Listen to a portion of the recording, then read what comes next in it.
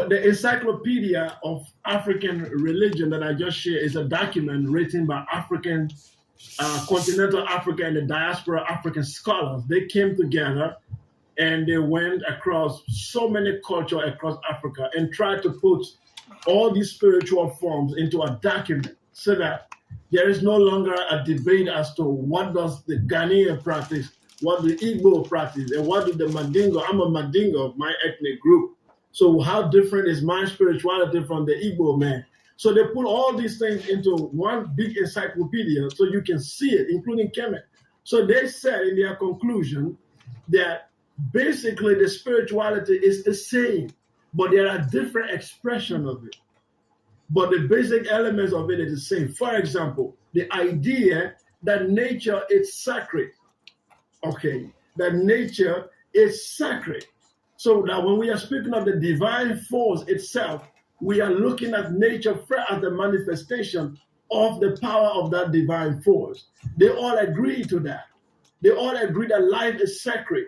They all practice the same kind of ritual, like libation.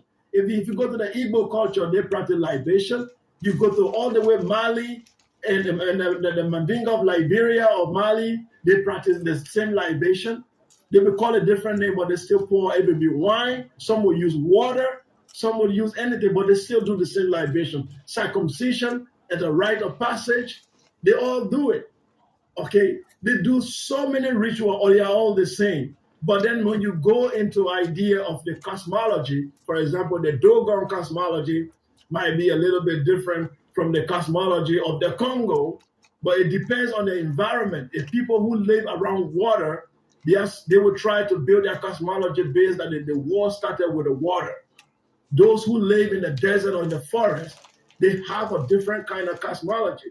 But the idea still comes to the same, that we are part of what is called the divine force, that we are all part of it.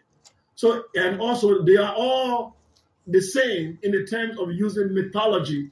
They don't speak of revelation, like going on the mountain and the sky opened up and God started talking, my son, I love you, you are this. The Africans never do that. They use mythology to explain. It's basically what you would call speculative philosophy.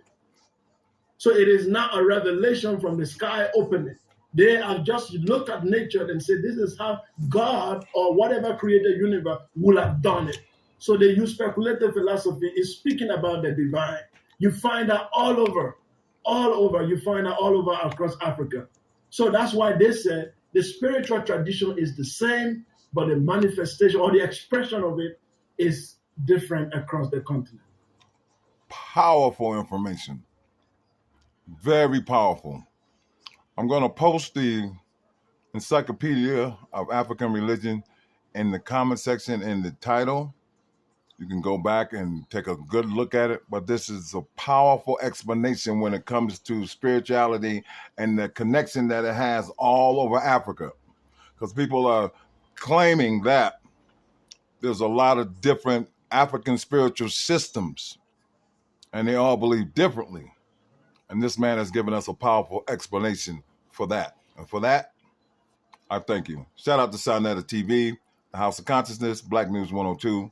This is Real G's.